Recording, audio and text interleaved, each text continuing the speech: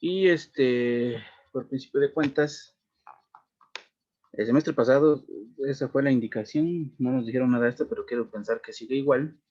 Recuerden que deben de tener sus cámaras activas,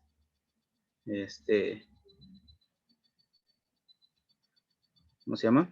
Para que los pueda ver con su micrófono nada más apagado. Pero si tienen alguna pregunta, pues con toda confianza lo activan y me interrumpen en ese momento, ¿sale? Recordar nada más, recalcar cómo vamos a evaluar. Ya dijimos, recuerden muchachos, 60% el examen, que va a ser por Edmodo igual, ahí en esa plataforma. 20% las tareas y 20% los trabajos. Y recuerden que también mencionamos que todas las tareas y trabajos es absolutamente a mano, para no absolutamente, la mayor parte a mano porque puede haber algo en computadora que serían las imágenes y ya ustedes las pegan, ¿vale? Entonces, el trabajo, ese sí lleva una portada, que esa sí puede ser también a computadora.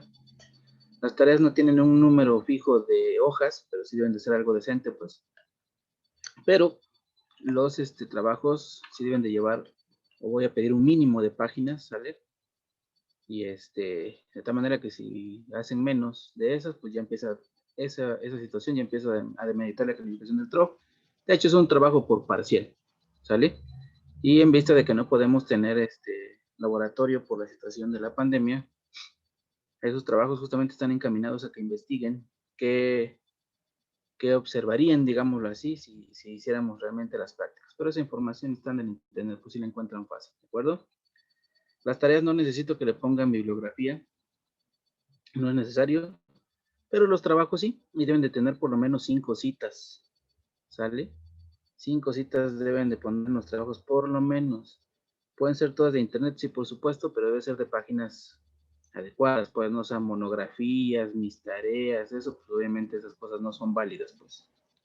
Hay un montón de páginas de universidades en español, porque ya sé que luego le repelan mucho al inglés, pero hay páginas de la UNAM, de otras universidades del país, de Sudamérica, de España, entonces no debe haber problema, ¿vale? Y ¿qué más? Así recalcar, no vamos a tener las horas de los lunes, ya se lo dije, y me parece que el laboratorio viernes está marcado de 2 a 5, ¿verdad? Sí, así es, doctor, de 2 a 5. Ah, bueno, no vamos a tener más que 2 horas. Creo que les he dicho que 2 a 4, pero no, va a ser de 3 a 5, ¿sale? Así que para que nos dé tiempo de comer a todos de 2 a 3. Ok. Y entramos de 3 a 5 a la sesión de clase, ¿de acuerdo? Bueno, ¿alguna duda que tengan respecto a cómo vamos a trabajar? ¿Todo claro? ¿Todo bien? ¿Saben ahora o callen para siempre?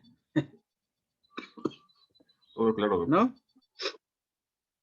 Bueno, pues sonrían porque la manera de cómo tomo yo asistencia, porque si de por sí en clase pierdo uno tiempo, o sea, en presencial pierdo uno tiempo tomando lista, pues aquí peor, entonces, y luego en lo que los busco aquí, ¿dónde están? Entonces yo lo que hago es tomar lista y le tomo captura de pantalla aquí a esta, y así es como verifico que estudié. Entonces, espérenme, porque como me aparecen en 2 páginas, aquí están los primeros, y ahora voy con los de la página número 2. De tal manera que si no está activa su cámara y no mata su nombre, pues eso no es asistencia. Así que Sheila, Javier, Katia, activen su cámara, por favor, muchachos. Perdón, profe, no había escuchado cuando, cuando lo de la cámara. Perdón. Bueno. Sheila y Estefanía, su cámara para que tome la captura de la lista. Si no, ya así como está. Correcto.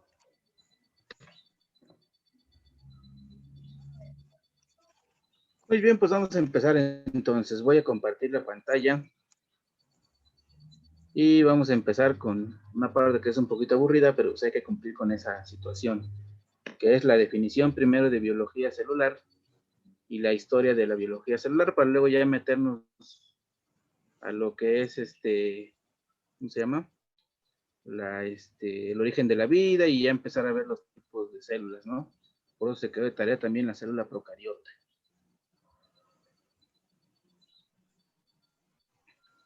Muy bien, pues vamos a comenzar, como dije, vamos a ver lo que es la definición y un poco de historia de la biología celular. Tenemos una situación, muchachos, aquí en esta presentación como tal, vienen unos personajes importantes, por supuesto, pero en el transcurso de otras diapositivas también por ahí puedo mencionar a algunos. Casi los que están aquí es porque estos no los voy a tocar más adelante, pues salvo 2, 3 excepciones. Entonces, los otros, pues mejor opté por verlos cuando pasemos esa situación donde son importantes, pues, ¿sale? A lo que quiero llegar es que estos son susceptibles del examen, pero también los que veamos en otras diapositivas, ¿de acuerdo? Muy bien, pues para empezar, simplemente definir... y otra cosa que se me olvidaba. No sé si aquí me preguntaron en este grupo. Y si es así, pues recalcarlo, y si no, pues mencionarlo. Yo como tal no voy a revisar apuntes porque pues como los reviso también, ¿no? Bueno, igual pueden tomarle captura y así los reviso, pero no necesariamente. Los apuntes, ¿cómo los voy en su caso a revisar? Hagan de cuenta que promediaron 5.9. Esa décima, yo sí, si es 5.9, nada de que ayúdeme con una décima, es 5. Porque las calculatorias no se redondean. O que necesito una décima para exentar, a lo mejor no reprobar, pero para exentar y ya no hacer el ordinario. Aquellos que ahí sí, igual mediante fotografías y que lo suban a Edmodo o me lo mandan a eso sí yo creo directo al WhatsApp, que me muestren sus apuntes, que estén en esa situación y revisando sus apuntes, pues ya se le considera justamente ayudarles en esa situación. ¿Sale? Entonces, no es necesario como tal, no los voy a revisar, excepto que si les falta para subir calificación, ahí sí va a ser importante. ¿De acuerdo, muchachos? Entonces, si quieren, no tomen ni apuntes, porque de hecho las diapositivas, cuando acabo yo una diapositiva, la subo al Edmodo inmediatamente. De tal manera que, si hoy, por ejemplo, no acabáramos esta presentación que acabo de abrir, no la subo, sino hasta que la acabemos. Pero esta es corta, esta sí la voy a terminar ahorita, entonces esta más tardecito la voy a subir al Edmodo, entonces todos van a tener acceso. Entonces recalco, no es necesario que tomen apuntes, pero ahora sí que los que sí lo hagan y que lo necesiten en su momento, pues pueden tener ese premio extra, pues, ¿vale? Bueno, ahora entonces vamos a comenzar. Entonces, la definición de biología celular, la más adecuada, la más usada para definir a esta ciencia es que es aquella que estudia la célula, sus estructuras internas y los procesos metabólicos que en ella ocurren. Y es lo que vamos a hacer este mes, estudiar sus estructuras internas. ¿Y cuáles son sus estructuras internas? Pues desde el citoplasma, que es común a todas las células, ribosomas, que también son comunes a todas las células, y los demás organelos, que esos nada más son de células eucariotas. Pero además dice los procesos metabólicos que en ella ocurren. Por supuesto que vamos a ver algún proceso metabólico, pero no los vamos a ver tan profundamente. ¿Por qué? Por ejemplo, del núcleo, sí vamos a ver superficialmente replicación, transcripción, pero esos procesos los van a ver en otra materia que se llama biología molecular. Por ejemplo, de la mitocondria, quiero pensar que ahí sí recuerdan del bachillerato que la mitocondria es donde se lleva a cabo la síntesis de energía, la producción de energía, ¿sale? En el caso de las plantas en el cloroplasto. Eso se lleva a cabo mediante ciertos procesos como el ciclo de Krebs, la cadena de transporte de electrones, la fosforilación oxidativa, etcétera, etcétera. Esos procesos de igual manera los vamos a ver superficialmente. ¿Por qué? Porque de manera profunda lo van a ver en bioquímica metabólica, por ejemplo. ¿Sale? Entonces, nosotros nos vamos a enfocar más en sí a la estructura, pues.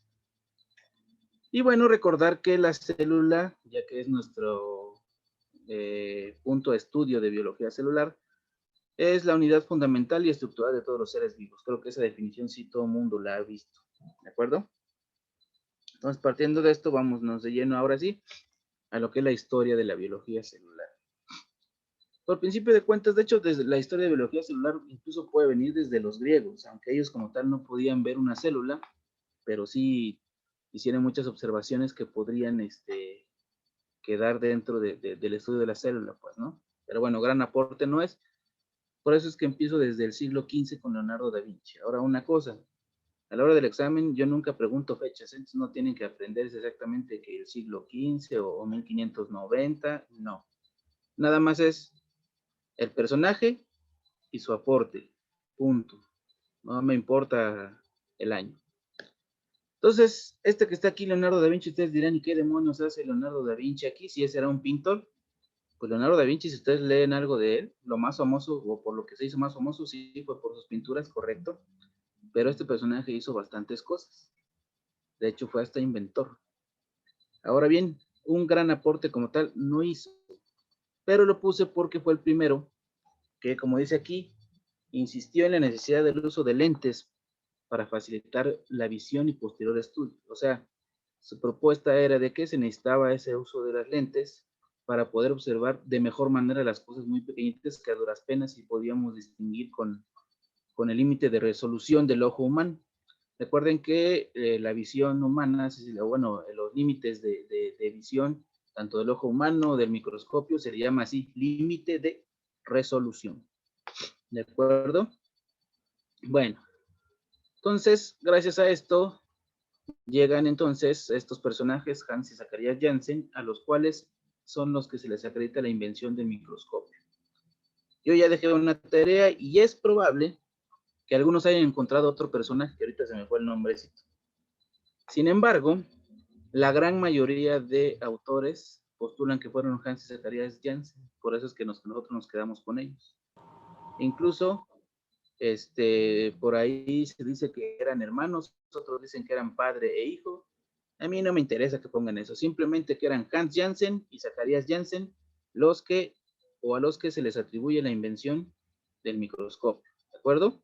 Ahora una cosa también, yo en el examen siempre pregunto en plural, entonces por ejemplo yo puedo poner inventó el microscopio, pero están siendo dos. Lo hago hasta así como que con trampa, pues como para que piensen que no eran dos o era uno, y ya como que luego se confunden, ¿no? Pero en este caso, si digo inventó el microscopio, son los dos. Aquí no hay pierde, de hecho, porque como tienen el mismo apellido, pues sí se van a dar cuenta, ¿no? Pero en otros casos, ahí sí no se van a dar cuenta tan fácilmente, pues. Luego, otro muy importante, gracias a la invención del microscopio, llega este personaje que se llama Anton van Leeuwenhoek, y que fue el primero en observar microorganismos a los cuales llamó animáculos. El famoso Leeuwenhoek, que hizo su propio microscopio, ya estaba inventado, pero él fabricó el suyo, por así que a su manera, pues. De todas maneras, era un microscopio primitivo.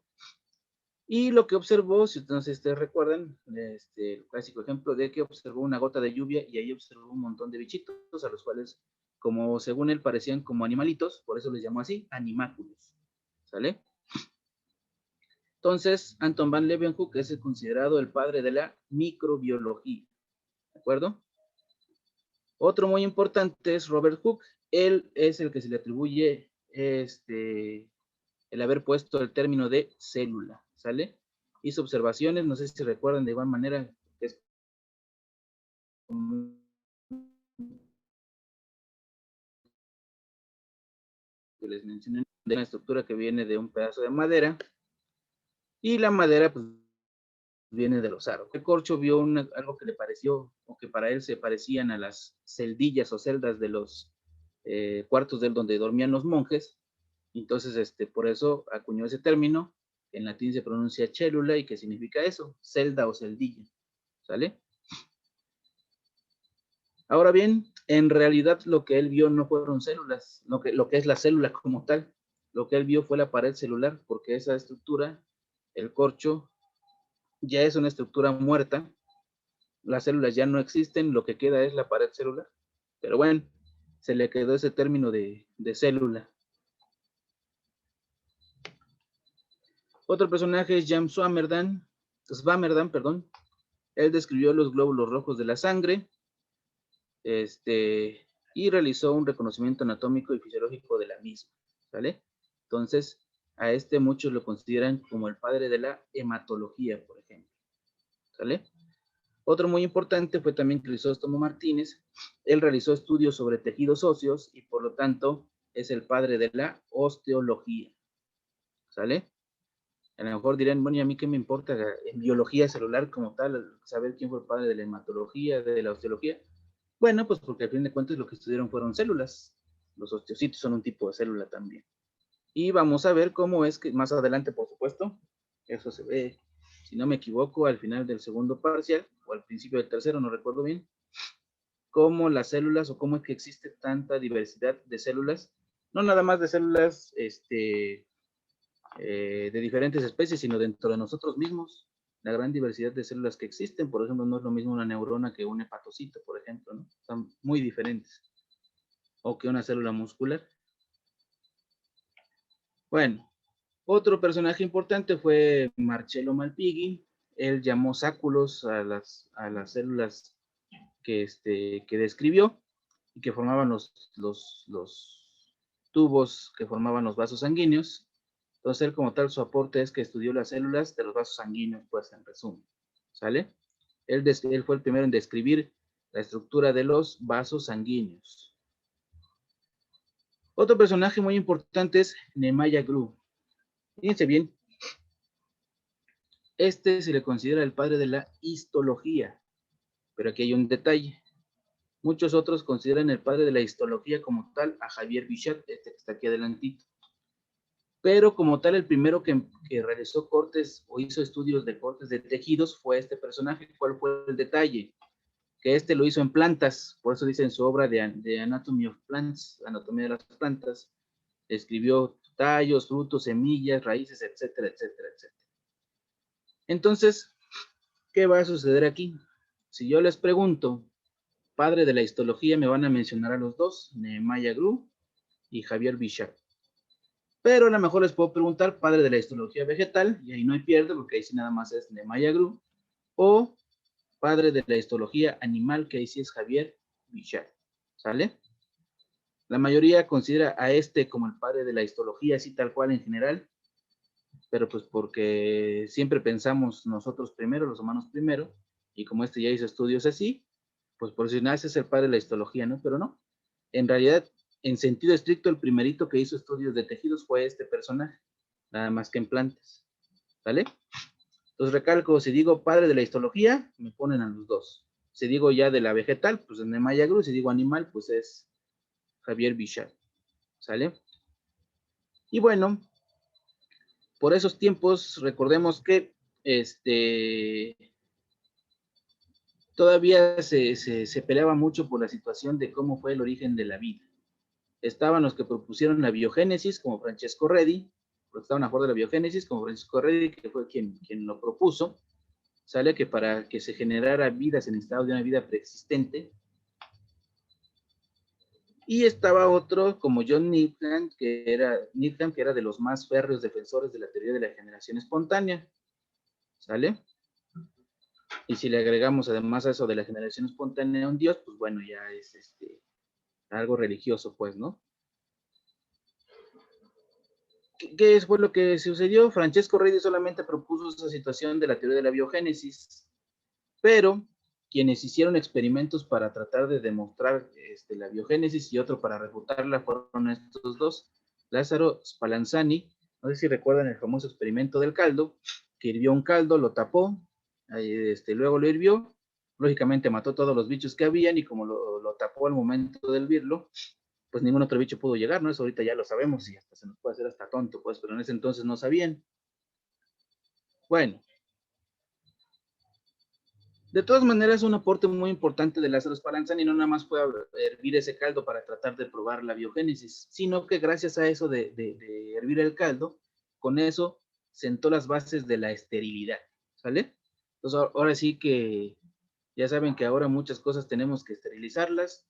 Por ejemplo, una navaja o algo, si la vamos a usar, tenemos que esterilizarla porque si no nos puede contaminar de un montón de cosas, ¿sale? Y John Needham hizo ese mismo experimento, pero como aquí le agregaba una cuestión religiosa, Recuerden que en la religión manejamos el término ese de que tenemos un alma, ¿no? Entonces lo que decía Needham es que ese caldo, el alma estaba en el aire, y entonces sirvió el caldo y lo dejó destapado, y luego pues, surgió la vida, ¿no? Ya sabemos, actualmente ya sabemos que pues, en el aire hay un montón de bichos, ¿no? Pero en ese momento no se sabía. Otro personaje muy importante es Robert Brown. ¿Qué hizo? Descubrió el núcleo. Fue el primero en observar el núcleo y lo describió. ¿Sale? Jan Purkinje fue el primero en describir el citoplasma, pero en ese momento él le llamó protoplasma, es decir, describió el contenido celular, pues, ¿sale? El contenido interno de la célula. Entonces, ahora lo conocemos como citoplasma, pero él en ese momento lo llamó protoplasma. Y llegan unos de los más importantes, que estos de cajón tienen que ser preguntados. Matías Sleiden y Theodor Svan. No es Schwann, muchachos. Por ejemplo, lo que siempre les digo a mis alumnos, la W suena como V, o acaso decimos Volkswagen, la marca de carros. Pues no, ¿verdad? Entonces es Svan, ¿sale? ¿Qué hicieron ellos? Yo creo que de esto sí se acuerdan ustedes. La teoría celular. Ahora nada más aquí un detalle, porque muchos dicen la teoría celular y sus tres postulados. Sí, efectivamente la teoría celular tiene tres postulados, pero resulta que ellos no propusieron los tres, ellos solamente propusieron dos. Entonces, ¿quiénes propusieron la teoría celular? Matías Sleiden y Theodor Svan, pero ¿quién completó la teoría con el tercer postulado? Rudolf Virchow, que está aquí adelantito. Pero vamos primero a ver cuáles son esos postulados que seguramente ustedes se acuerdan. Todos los seres vivos están formados por células, es el primer postulado. La célula es la unidad estructural, anatómica y funcional de la materia viva, es el segundo postulado. Estos dos postulados fueron los que propusieron Sleiden y Svan. Y luego llegó este tercer personaje, que es Rudolf Virchow, y él aportó, pues de hecho, como que el más importante de todos los preceptos, que en latín es omnis cellula et cellula, para los cuates, toda célula procede de otra célula, ¿sale? Y ese es el tercer postulado de la teoría celular. Casi siempre yo en mi examen pregunto, ¿propuso la teoría celular? Tienen que poner a Sleiden y a Svan. ¿Completó la teoría celular? Rudolf Virchow, ¿sale? Y luego viene uno de los más fregones dentro de los fregones, Louis Pasteur, ¿sale? Pasteur, ese fue, como les digo, un fregón dentro de los fregones, hizo muchas cosas, dentro de los importantes inventó la vacuna contra la rabia, por ejemplo, ¿sale? Pero en lo que nos atañe, sobre todo aquí, ya ven que hasta hay un instituto que se llama así en Francia de investigación, ¿no? Y es de los más importantes del mundo. ¿Cuál fue su aportación importante aquí?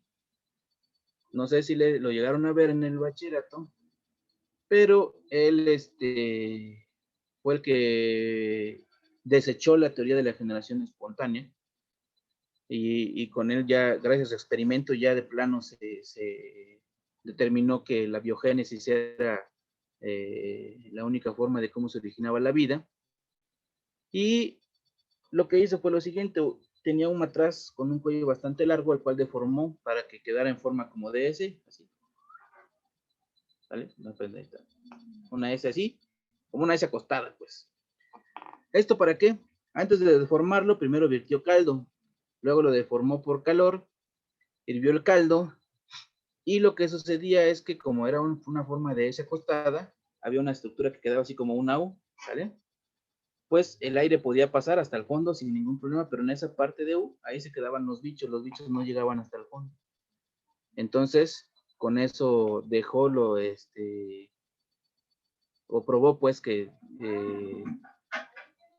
en el aire, lo que decía Needham de que en el aire estaba el alma, dijo, bueno, no estoy eliminando el aire porque el aire está llegando hasta el fondo, pero la situación es que los microorganismos están en el aire y son los que llegan a poblar, ¿sabe? Y ese se le llama el matraz de cuello de cisne. Otro personaje muy importante es Walter Fleming.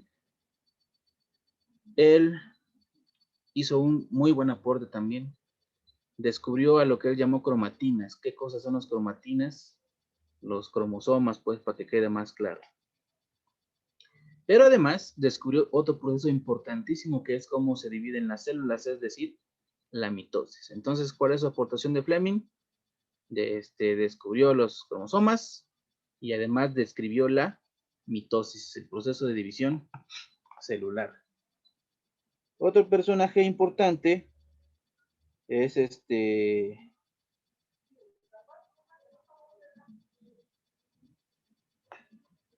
Edward Strasburger. Dice, distingue citoplasma y nucleoplasma.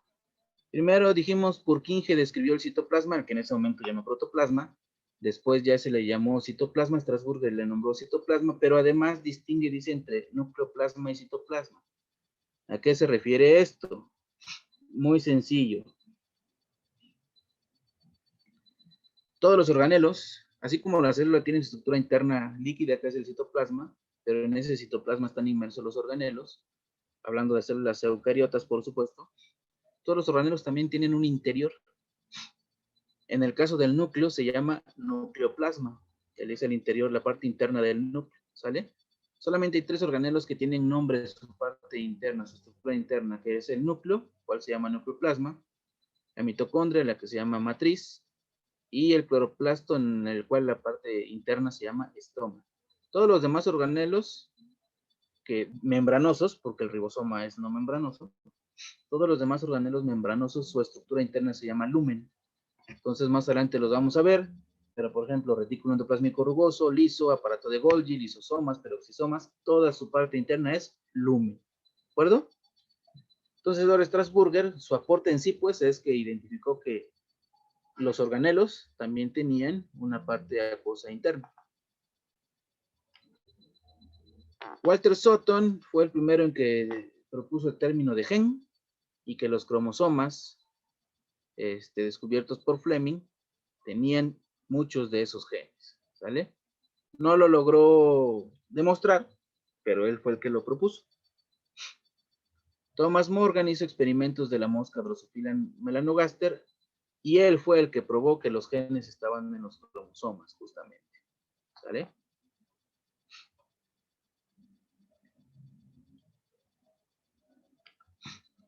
Luego otro muy importante, Phoebus Leven, descubrió un azúcar, la desoxirribosa. Y él llamó ADN a la molécula que lo contenía. ¿Por qué lo llamó ADN? Recuerden que ADN significa ácido desoxirribonucleico. ¿Por qué ácido? Por su grupo fosfato. Identificó que tenía grupo fosfato y tenía azúcar. Y desoxirribonucleico, pues es el término de desoxirribo, pues por la desoxirribosa, y nucleico, porque estaba en el núcleo. Los ácidos nucleicos se llaman así porque se identificaron por primera vez a partir del núcleo, aunque ya sabemos que el ARN, que también es un ácido nucleico, pues también puede estar en el citoplasma, ¿sale? Bueno, queda importante, y esto lo vamos a ver como tal cuando lleguemos a ver el núcleo, porque ahí vamos a ver la estructura interna del núcleo y dentro de eso la estructura de los cromosomas, o recalco, aunque sea de nivel superficial, pero lo vamos a ver, replicación y transcripción. Y al ver la estructura de los cromosomas, pues lógicamente vamos a ver la estructura del ADN.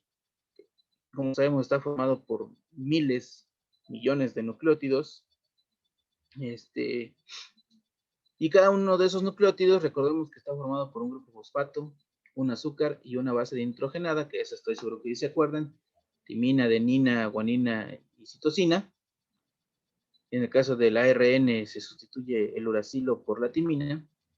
Y ese azúcar, en el caso del ARN es ribosa, así tal cual, del ADN es desoxirribosa, y la única diferencia entre ellos es la carencia de un oxígeno en la desoxirribosa. Y eso le da una ventaja al ADN con respecto al ARN, pero eso lo vamos a ver bien cuando lleguemos al núcleo, ¿sale? Otro personaje importante fue Edwin Chargaff. Hizo observaciones acerca de la composición de las bases del ADN. En otras palabras, lo que él identificó fue que la adenina se unía con timina y la guanina se unía con citosina. Y además observó también que la suma de las bases púricas era igual a la suma de las bases pirimídicas. ¿Alguien de ustedes recuerda de qué estoy hablando cuando digo bases púricas y de qué estoy hablando cuando digo bases pirimídicas?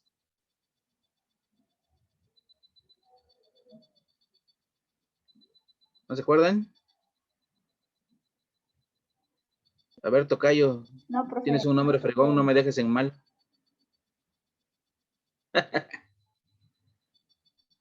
¿No se acuerdan? ¿Alguien? No, profe. No, profe. ¿Van a decir que no vieron eso, muchachos? Bueno, lo voy a mencionar aquí rápidamente, pero lo vamos a retomar cuando lleguemos al núcleo, ¿sale? Las bases púricas son la guanina y la adenina. Incluso cuando iba yo en el bachillerato, la maestra que tenía yo, en ese momento se me hizo muy mamón esa técnica de estudiar y de aprenderse cuáles eran bases púricas y cuáles eran bases pirimídicas. Pero sí sirve, la verdad, sí me las aprendí fácil. Aunque el segundo sí suena medio extraño. ¿Cuál era esa clave? Bueno, primero que nada, ¿por qué se llaman bases púricas y por qué se llaman bases pirimídicas? Por la siguiente razón. Existe una molécula que se llama purina, así como la marca de perro de Purina, ¿no? De comida de perros. Y como la adenina y la guanina se parecen mucho en su estructura a esa molécula llamada purina, por eso se llaman bases púricas. Luego existe otra molécula también que se llama pirimidina. Y como la timina, la citosina y el uracilo se parecen mucho a esa molécula, por eso se llaman bases pirimídicas. Sin embargo, cuando lleven ustedes bioquímica metabólica, que vean el metabolismo de nucleótidos, justamente, donde van a ver el por qué luego anuncian en los comerciales que deben de tomar ácido fólico las mujeres embarazadas. El ácido fólico es una molécula muy importante porque interviene en la formación o en la síntesis de nucleótidos, justamente, ¿sale? Entonces, ¿por qué dicen que se necesita ácido fólico? Pues porque se necesita la síntesis de nucleótidos. ¿Y dónde se comen los nucleótidos? Pues en la síntesis de los ácidos nucleicos. Si no tengo nucleótidos, ¿cómo los voy a sintetizar?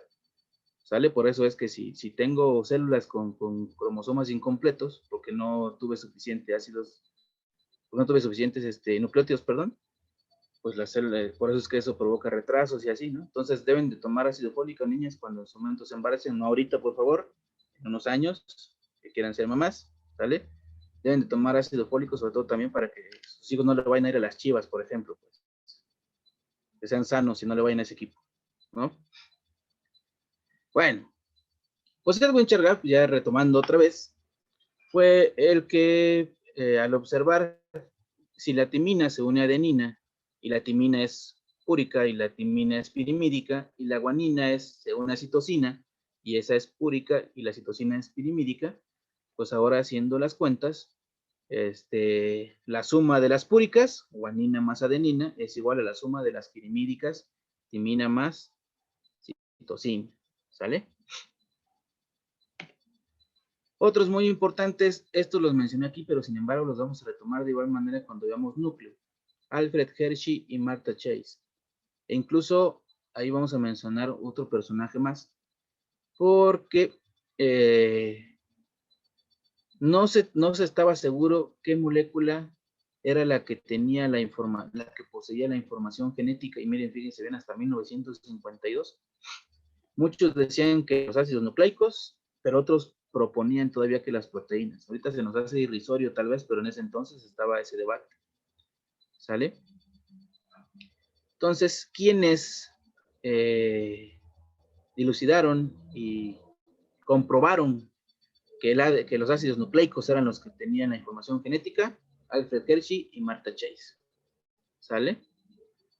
Con un experimento de un fago T2. Aquí nomás lo mencionamos así, pero el experimento lo vamos a ver bien cuando lleguemos al núcleo, porque lógicamente vamos a ver toda esa situación, recalco, de los ácidos nucleicos, ADN y ARN. Bueno, después de ellos, ya que se supo que el ADN era el que tenía la información genética, Rosalind Franklin, una mujer que muchos han de escuchar su nombre y es muy famosa, porque se dice que ella había encontrado o había obtenido los resultados, pero que Francis Crick y James Watson se los robaron. Y sin embargo, bueno, actualmente incluso ya como que se les da también a ella, no nada más a Francis Crick y James Watson, sino también a ella se le atribuye para darle un poco de del mérito que se merecía, pues, de la descripción del modelo de la doble hélice del ADN, ¿sale? Entonces, Rosalind Franklin hizo el modelo de difracción de rayos X del ADN y gracias a ese modelo, Crick y Watson lograron establecer cómo era ese modelo del ADN. Otros muy importantes, Matthew Meselson y Franklin Stahl, determinaron cómo se replicaba ese ADN. Entonces, primero, Hershey y Chase determinaron que el ADN era el material genético ya. Rosalind Franklin hizo el modelo de difracción de rayos X a partir de Watson, el modelo de la doble hélice. Y Meselson y Stahl demostraron el modelo de replicación. ¿Sale? Ahorita lo vamos a dejar así nada más, de que es modelo de replicación semiconservativa, pero de igual manera cuando lleguemos a núcleos y veamos a los ácidos nucleicos, lo vamos a explicar. Otros importantes son Robert Holly, ahí me comí una R porque es Robert, no Robert, Robert Holly, Marshall Nirenberg y Govind Khorana, y ellos determinaron el código genético. Quiero pensar que sí vieron alguna vez qué es el código genético, si no lo vamos a ver ahí, pero a grandes rasgos, recordemos que el ADN se perpetúa a sí mismo replicándose. Entonces, a partir de ADN se produce más ADN. Pero a su vez ese ADN codifica. ¿Qué codifica? Proteínas. Pero para llegar a proteínas, ¿qué primero debe de sintetizar? A partir del ADN sintetizar ARN. Y a partir de ese ARN se traduce finalmente la proteína. Entonces, pero ese código genético, cada 3 bases nitrogenadas, dependiendo de cómo estén posicionadas, me codifican un aminoácido. Eso es el código genético.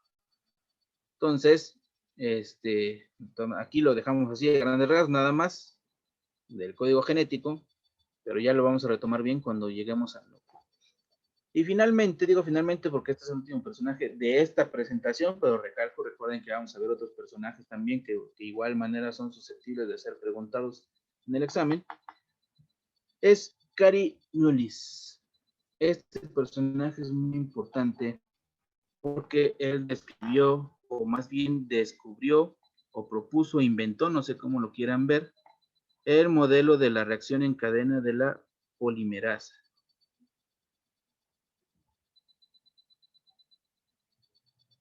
Entonces, ¿qué cosa es la reacción en cadena de la polimerasa o PCR? No es proteína C reactiva, PCR es por sus siglas en inglés, Polymerase Chain Reaction, reacción en cadena de la polimerasa. Es el mejor método de detección de patógenos, ¿sale? Las pruebas serológicas tienen sus ciertos detalles y no hay mejor método más eficaz que la reacción en cadena de la polimerasa. Por eso ahora que está de moda el COVID, y si por desgracia han tenido algún familiar o algún conocido que se haya enfermado, seguramente han escuchado que están las pruebas serológicas, justamente la de anticuerpos, la de antígenos y el PCR tiempo real, justamente. ¿Y por qué es más caro el PCR tiempo real? Porque es mucho más efectiva. Las otras tienen cierto margen de error. Por supuesto que el PCR también tiene su cierto margen de error, pero es mínimo, ¿sale? Entonces, el que propuso esto fue Kary Mullis. Y hasta aquí terminamos con esta presentación. ¿Alguna duda, muchachos? No, profe, ninguna. Pues esto está sencillo, ¿no? Pues es meramente historia, justamente. Muy bien. Vamos a continuar. Permítanme, nada más dejen mandar un mensaje porque me están pidiendo algo.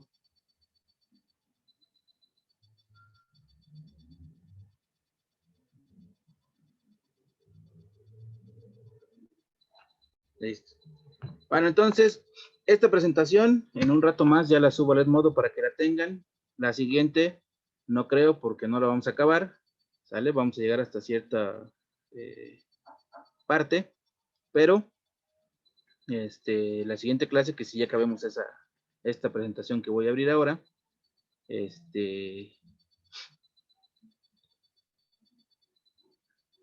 entonces la subiré.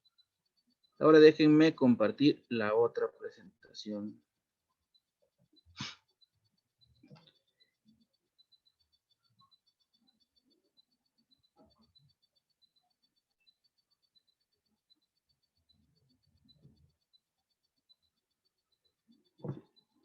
Muy bien, muchachos. Esta presentación sí está más pesadita, son como 80 diapositivas. Y lo que tiene es hablar del origen de la vida, que eso se me pasó y no puse también de tarea, pero bueno, ni modos. El mundo de RNA, que también lo debí de haber de tarea. Bueno, no tanto se me olvidó, sino que pensé que sí era mucho en tan poco tiempo que iban a tener para hacerlo. ¿Sale? Y vamos a llegar, aquí está al revés, porque dice clasificación de los seres vivos y luego célula procariota, es al revés, primero célula procariota y luego clasificación de los seres vivos. Vamos a llegar hasta célula procariota nada más porque es lo que se quedó de tarea para hasta hoy justamente. Y lo de la clasificación, la célula eucariota, todo eso ya seguiría en la siguiente sesión, que será el viernes de 3 a 5.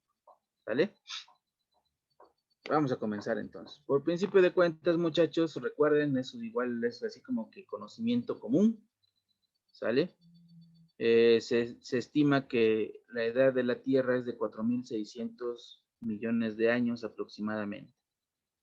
Y los datos sugieren que el origen de la vida, la primera célula viva surgió aproximadamente entre los 3.600 a los 4.000 millones de años. La mayoría opina que los 4.000. Pero sí por ahí hay uno que otro que sugiere que apareció después. ¿Sale? Eso no me interesa mucho. Simplemente es mera introducción a este tema. ¿Vale? Lo que sí importa mucho es, porque vamos a ver el origen de la vida, es que cuando surgió la vida se supone que era una atmósfera anoxigénica. ¿Qué quiere decir esto? Pues que no había oxígeno, pues. O sea, sí existía el oxígeno, el elemento oxígeno, pero estaba en otras moléculas. Por ejemplo, el agua sí existía, pero no en su forma líquida, sino en su forma de vapor. Entonces había agua H2O, y ahí estaba el oxígeno. ¿A qué se refiere con que no había oxígeno? A lo que se refiere al oxígeno molecular. Ahora sí que al O2, pues. ¿Vale? Y eso aproximadamente duró hasta los primeros 1.000 millones de años, 2.000 millones de años, perdón, de que empezó a existir la Tierra, desde los 4.600 hasta los 2.600. ¿Sale? Pero ¿qué sucedió?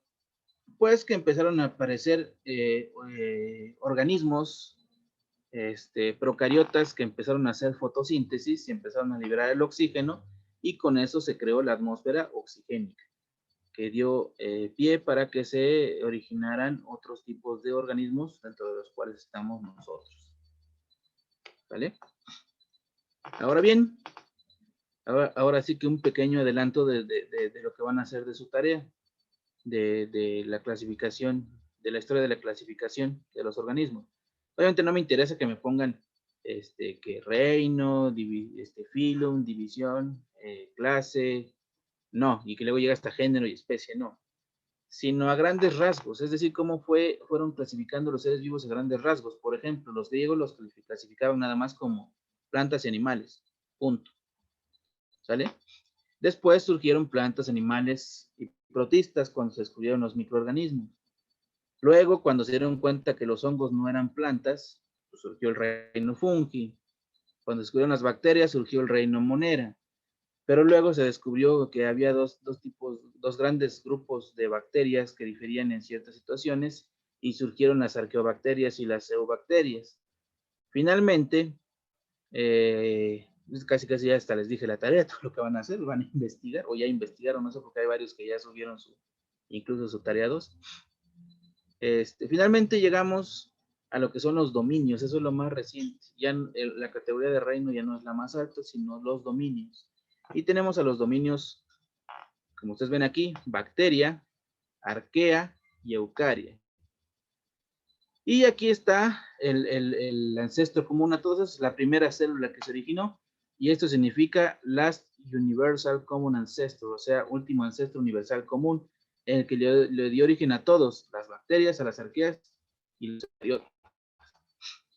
Ahora bien, ¿cómo las condiciones entonces de la Tierra primitiva? Pues los rayos ultravioleta pasaban directamente, porque no había oxígeno molecular, y por lo tanto tampoco había ozono, que es el O3. Los rayos ultravioleta pasaban directo, había muchas tormentas eléctricas, muchos rayos, había muchas erupciones volcánicas, y al final de cuentas todo esto me proveía de energía. los rayos llevan mucha energía, la luz ultravioleta es energía, la erupción volcánica me produce mucho calor, es energía. ¿Y qué es lo que necesitamos para que se lleve a cabo una reacción química? Pues energía. Entonces, todas esas condiciones favorecieron que se crearan ciertas moléculas, ¿sale? Antes de llegar a eso, simplemente ver toda la diversidad de células que existe, desde células de hongos filamentosos, la bacteria treponema, que es la causante de la sífilis, una célula humana y una plaqueta, un protista que es una diatomea, un protozoario, el óvulo siendo, tratando de ser fecundado por los espermatozoides, una que se llama clamidomonas, células de tejido de conducción vegetal y una neurona de la retina. Toda esa diversidad celular que existe. ¿Vale? Bueno, para poder llevar a cabo el estudio de las células, pues nosotros necesitamos una cierta, nosotros tenemos un cierto límite de resolución.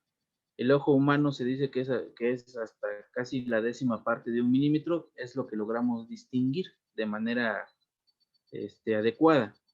Más allá de eso ya no vemos bien.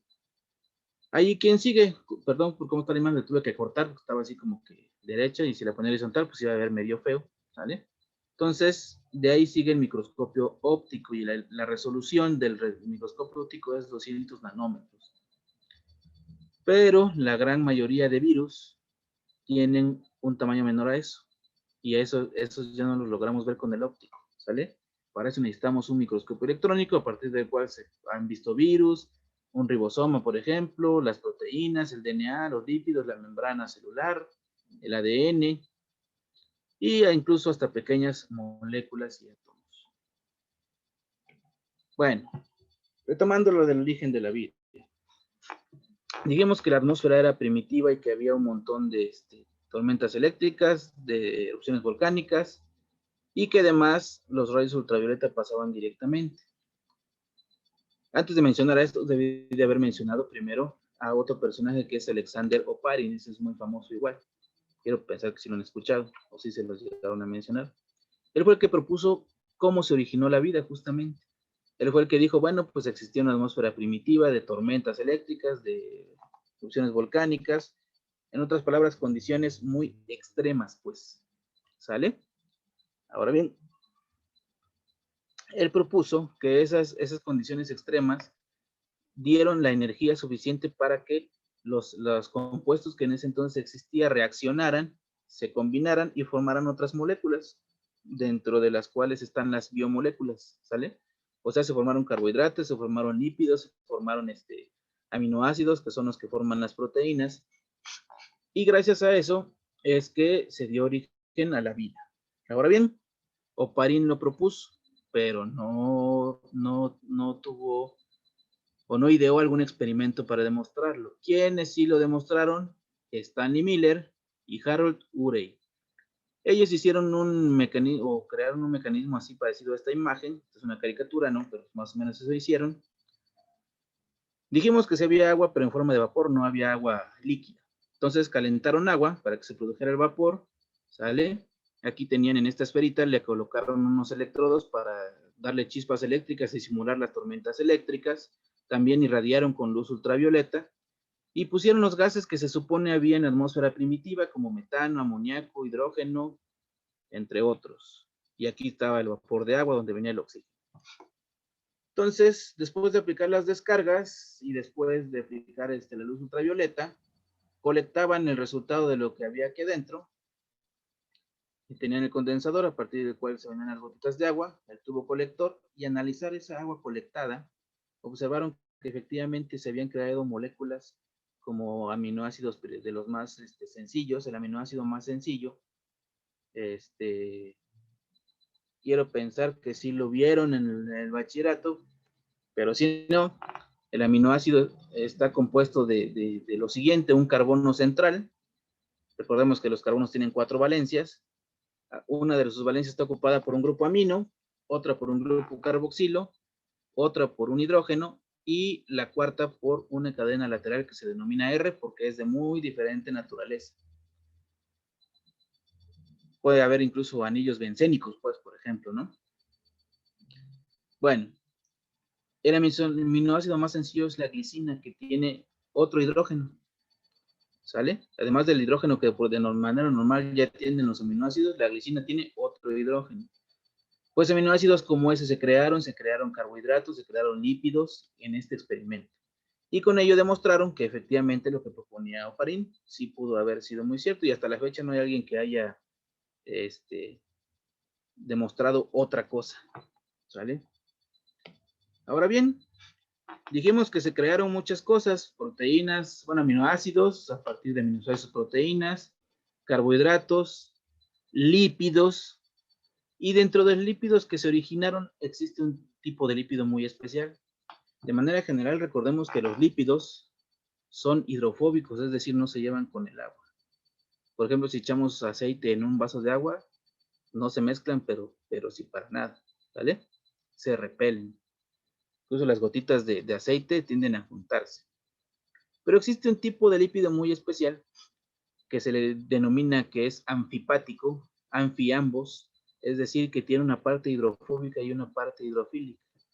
Y ese lípido es este que está aquí y se denomina fosfolípido. Tiene una cabeza polar, que la vamos a ver cuando lo vamos a ver mejor aquí a grandes rasgos. Simplemente voy a decir que es una cabeza polar. Y al ser polar, esta parte sí puede interactuar con el agua. Y esta parte de acá, que son moléculas de ácidos grasos, esa es la parte hidrofóbica, el lípido como tal, pues no se lleva con el agua. Bueno, ¿qué sucede con estos lípidos? Pueden formar una estructura simple que se llama micela. ¿Para qué?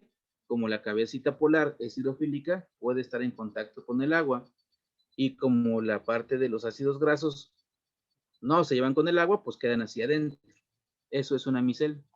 Pero también puede formar otra estructura que está aquí, que es el liposoma, donde forma una bicapa, aquí se ve mejor la estructura, donde las cabecitas polares quedan hacia afuera, pero también otras cabezas polares pueden quedar hacia adentro, como se ve aquí en este esquema, y hacia adentro quedan los ácidos grasos, ¿sale? Ahora bien, ¿qué pasa en el caso del liposoma? Queda un hueco adentro, y ese hueco, ¿por qué puede estar lleno? Pues por agua. ¿Y en esa agua qué puede haber disuelto? Pues carbohidratos, aminoácidos, ácidos nucleicos, etcétera, etcétera, etcétera. ¿Sale? Entonces, ¿qué propuso Alexander Oparin? Lo que ya dijimos, la atmósfera primitiva, con un montón de ¿cómo se llama? Descargas eléctricas o tormentas eléctricas, la radiación ultravioleta, las erupciones volcánicas, todo ello que hacía que, o proveía la energía para que reaccionaran todos los gases, metano, metileno, amoníaco, hidrógeno molecular, agua en forma de vapor, y al combinarse me producían, por ejemplo, aminoácidos. Los aminoácidos, a su vez, al unirse, me forman una cadena peptídica, y esta a su vez me forma una proteína. Y recordemos que dentro de las proteínas está un grupo muy particular que son las enzimas, y que son las que llevan a cabo las reacciones químicas en la célula, ¿sale? Entonces resulta que un liposoma casualmente encierra, o sea, esta estructura de aquí, un liposoma casualmente encierra una proteína, una enzima, y esa enzima tiene capacidad catalítica y por lo tanto replica a ese liposoma y se producen un montón de copias de él, tanto de la estructura lipídica, membrana, ahora, y la proteína. Esta estructura que está aquí se llama coacervado. El coacervado es la estructura que todavía no tenía vida, pero que le dio origen a la primera célula. Entonces el coacervado se empezó a replicar y además empezó los carbohidratos que tenía adentro los empezó a metabolizar hasta que finalmente se originó la primera célula viva. ¿Vale? Y ahora tenemos otra situación. El coacervado modificado. Resulta que recientemente se descubrió una situación, no tan recientemente, ya tiene como 30 años, de hecho, por ahí de los 90. Se descubrió que el ARN tiene una cierta capacidad. El ARN nada más se veía como el intermediario entre el ADN que estaba en el núcleo y las proteínas que están que se producen en el citoplasma. Y como el ADN no puede salir del núcleo y el ARN sí, así se veía al ARN como el intermediario entre el ADN, que es el que codificaba la proteína, y la síntesis de proteínas que se hacía en el citoplasma. Pues recientemente se descubrió, y lo van a ver bueno, quiero pensar que lo van a ver en biología molecular, se descubrió que el ARN tiene también capacidad catalítica. Se puede incluso replicar él solo, ¿sale? Tiene capacidad tipo enzima, pues, y a eso se le llamó la ribosima. ¿Qué implicaciones tiene esto? Muy simple. Oparin propuso que el liposoma encerró una enzima y gracias, bueno, muchas enzimas, y gracias a ello el liposoma se replicó, obtuvo muchas copias de él, y así empezó el metabolismo. Pues la teoría actual sigue aceptándose el modelo de Oparin, pero ahora es el coacervado modificado. Aquí esta estructura es el liposoma, pero ahora se estipula o se propuso, y es lo más aceptado actualmente, que en realidad lo que el coacervado o lo que el liposoma encerró no fue una enzima, sino fue al ARN. ¿Sale? ¿Por qué se propone eso? Por dos simples razones. El ARN también puede guardar información genética. Tan es así que hay virus que son de ARN, como el VIH, por ejemplo. El mismo virus este que nos está dando en la torre es de ARN, el coronavirus. Entonces, el ARN tiene doble capacidad. Puede guardar información, por supuesto, y además tiene capacidad catalítica. ¿Sale? Entonces, ¿qué se propuso? Bueno, pues que sí, efectivamente, lo que decía Oparin, el modelo de la Tierra primitiva, pero Walter Gilbert propuso lo siguiente, que en realidad la vesícula de lipoproteína, en este caso el liposoma, pues había encerrado a un ARN, el ARN teniendo capacidad catalítica, pues hizo que se replicara, se obtuvo copias del mismo, replicó, o bueno, también el liposoma, de ahí surgieron las proteínas y el ARN le pasó esa función catalítica a las proteínas. Finalmente, como el ARN presentaba un problema, el ARN se degrada muy fácil, ¿sale? Que para un organismo como nosotros tan complejo, no existiríamos, pues, si el ARN siguiera siendo una molécula que resguardara la información genética. Pero a los virus sí les confiere una ventaja. Así como se degrada muy fácil, también muta bastante rápido. Y eso hace que los virus se adapten fácilmente, ¿vale? Entonces, por eso, aunque nos vacunen, muchachos, no nos vaya en el momento en que nos vayan a vacunar, porque quién sabe cuándo nos toque. Nada de que, ya me vacuné, ya puedo salir sin mi cubrebocas y me vale gorro. No. Porque como cualquier vacuna, ninguna vacuna es 100% eficaz. Hasta eso, los porcentajes que manejan, estos son muy buenos, porque dicen que tiene un 95% de efectividad, ¿vale? Pero no vayamos a ser parte de ese 5%. O sea, lo único que sí debe de tranquilizarnos es que sí, seguramente nos va a inmunizar, pero no por eso quiere decir que de plano no nos vamos a enfermar, simplemente es, nos va a ayudar bastante para evitar que nos infectemos, pues, ¿no? Pero definitivamente siempre va a haber alguien que se va a terminar enfermando, pues. Por eso hay que seguirnos cuidando. Bueno, entonces como el ARN se degradaba muy rápido, pues cómo iba a perpetuar la información genética. Entonces, a partir del ARN evolucionó el ADN o DNA en inglés, ¿vale? Entonces, en la vida celular moderna, pues el DNA sustituye al RNA como molécula codificadora, conduciendo a que el ADN se perpetúa por medio de la replicación, produciendo más ADN, y a su vez, el ADN se transcribe, o bueno, produce ARN mediante un proceso que se llama transcripción, y finalmente el RNA produce proteínas mediante un proceso que se llama traducción. Y a esto se le conoce como el dogma central de la biología. ¿Sale? Cuando lleguemos al núcleo, vamos a ver el dogma central de la biología modificado, porque se decía que nada más el ADN se replicaba, pero no, el ARN también se puede replicar. El coronavirus otra vez es un tipo de, es un ejemplo, ¿sale? Sin necesidad de que pase ADN.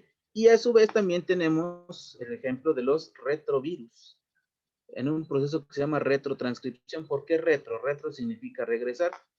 Si el ARN se produce a partir de ADN mediante transcripción, ¿y qué tal que ahora yo produzco ADN a partir de ARN? Pues entonces regreso, ¿no? Retrotranscripción. Pero eso lo vamos a ver bien cuando lleguemos a esa parte del núcleo, ¿sale? Entonces, ¿qué me dice en resumen la teoría del mundo de RNA de Walter Gilbert? Que efectivamente existió el coacervado, el liposoma, que encerró una molécula, pero esa molécula que encerró fue al ARN, no a las enzimas. Posteriormente, el ARN dejó la función catalítica a las enzimas y finalmente el ADN evolucionó a partir del ARN. ¿Sale?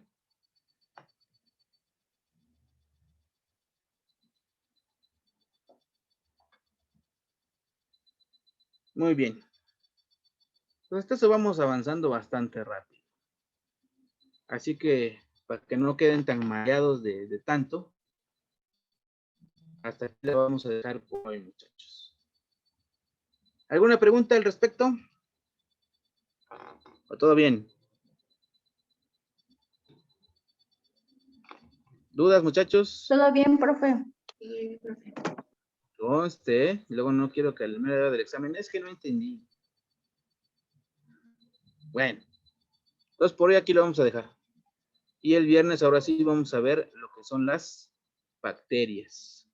Vamos a ver bacterias a grandes rasgos, porque ustedes lo van a ver bien en bacteriología, valga la redundancia. Nuestro enfoque este semestre es en sí la célula eucariota, ¿de acuerdo? Pero sí vamos a ver a grandes rasgos a la célula bacteriana. Bueno, pues por hoy hasta aquí lo dejamos y nos vemos el viernes a las 3, por favor. ¿Vale?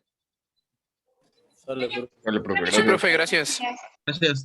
Sale, profe. Muy bien, hasta luego, muchachos. Bonita